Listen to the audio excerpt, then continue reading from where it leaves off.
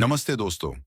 मेरा नाम है अजय मिश्रा और साथियों, आज हम चर्चा करने वाले हैं एक ऐसे व्यक्ति पर जिसने समाज के कर्मकांड, संकल्पनाओं और अंधविश्वासों को झूठा साबित करके धर्म और ईश्वर का असली मतलब बताया।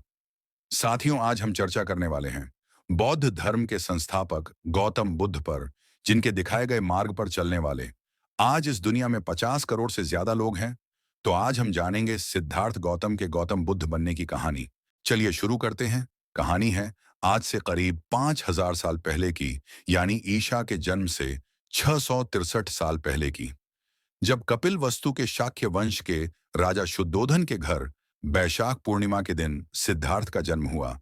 सिद्धार्थ के जन्म के 7 दिन बाद उनकी माता महामाया का निधन हो गया। सिद्धार्थ का पालन पोषण उनकी सौतेली माता महाप्रजापति गौतमी के द्वारा किया गया। इसी कारण सिद्धार्थ को सिद्धार्थ गौतम के नाम से जाना जाता है। सिद्धार्थ बचपन से ही बड़े गंभीर स्वभाव के बालक थे, जिसके कारण वो अपना ज्यादातर समय अकेला व्यतीत करते थे। घुड़दौड़ में जब उन्हें लगता घोड़ा दौड़ते हुए थक गया है, तो वो उन्हें थका जानकर वहीं खेल रोक देते और जीती हुए बाजी हार जाते। सिद्धार्थ से किसी का दुख देखा नहीं जाता था, जिसके कारण उनके पिता शुद्धोधन को हमेशा चिंता रहती थी, क्योंकि वो सिद्धार्थ को एक सम्राट के रूप में देखना चाहते थे। जबकि सिद्धार्थ का मन ज्ञान प्राप्ति और वैराग्य की तरफ बढ़ता दिखाई दे रहा था, जिसके कारण उनके पिता ने उन्हें पूरी तरह सांसारिक बंधनों में बांधने की कोशिश की और 547 ईसा पूर्व, जब उनकी आयु 16 साल की थी, तब उनका विवाह एक कोलीय वंश के राजा सुप्तबुद्ध और उनकी पत्नी की पुत्री यशोधरा के साथ कर दी गई। दुनिया के सभी दुखों से अनजान और संसार के सभी सुखों का आनंद लेते हुए सिद्धार्थ और यशोधरा को विवाह के कुछ सालों के बाद एक पुत्र की प्राप्ति हुई, जिसका नाम राहुल था। सिद्धार्थ चक्रवर्ती सम्राट बनने की राह पर चल पड़े थे कि उनके जीवन की एक छोटी सी घटना ने सब कुछ बदल दिया।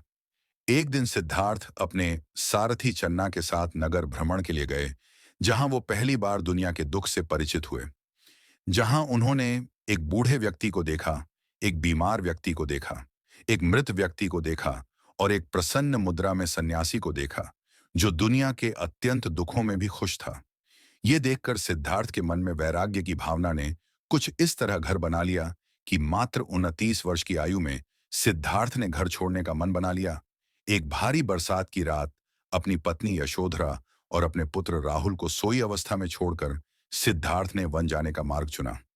बौद्ध धर्म में इस घटना को महाविनिष्क्रमण कहा जाता है। सिद्धार्थ को ज्ञान प्राप्ति की तलाश थी। अपने 5 सन्यासी मित्रों के साथ मिलकर अन्न जल का त्याग करके आत्मक्लेश के माध्यम से ज्ञान प्राप्ति करने का निर्णय लिया। जरेन यह बहुत कठिन था, जिसके कारण उनका शरीर सूख के कांटा हो गया था। धीरे धीरे उनका शरीर बेहोशी की अवस्था में जाने लगा। तभी एक दिन कुछ महिलाओं की आवाज सुनाई दी, जो कह रही थी, संगीत मधुर करने के लिए वीणा के तार ज्यादा कसी नहीं होनी चाहिए, वरना वो टूट भी सकती है। सिद्धार्थ को यह बात समझ आ गई कि आत्मबोध के लिए शरीर ही एकमात्र साधन है और इस शरीर को कष्ट देकर हम आत्मबोध नहीं कर सकते।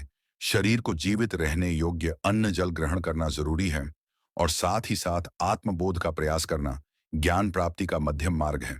और फिर उन्होंने निर्णय लिया अन्न जल ग्रहण करने का। वो गांव की तरफ बढ़े ही थे कि कमजोरी की वजह से वो बेहोश हो गए। उसी वक्त सुजाता नामक एक स्त्री वन देवता को भोजन देने जा रही थी। उसने सिद्धार्थ को देखा और अपने पास का भोजन सिद्धार्थ को खिलाया। ये देखकर सिद्धार्थ के मित्रों को लगा सिद्धार्थ ज्ञान प्राप्ति के मार्ग से भटक चुके हैं और वो सिद्धार्थ को छोड़कर चले गए। और इसी तरह सिद्धार्थ कई साल भ्रमण करते रहे और फिर उन्हें ज्ञान की प्राप्ति हुई। वो कहते हैं, मेरे धम्म का कर्मकांड, यज्ञ याज्ञ, आत्मा और परंपरागत ईश्वर आदि संकल्पनाओं से कोई संबंध नहीं है। केवल मानवता ही मेरे धम्म का केंद्र है। मानव जो दुख, दैन्य और निराशा से घिरा हुआ है, उसके दुखों को दूर करने का मार्ग दिखाना ही मेरे धम्म का असली मकसद है। तो दोस्तों, ये जानकारी आपको कैसी लगी कमेंट में जरूर बताएं और ऐसे ही जानकारी के लिए चैनल को सब्सक्राइब कर लें। धन्यवाद।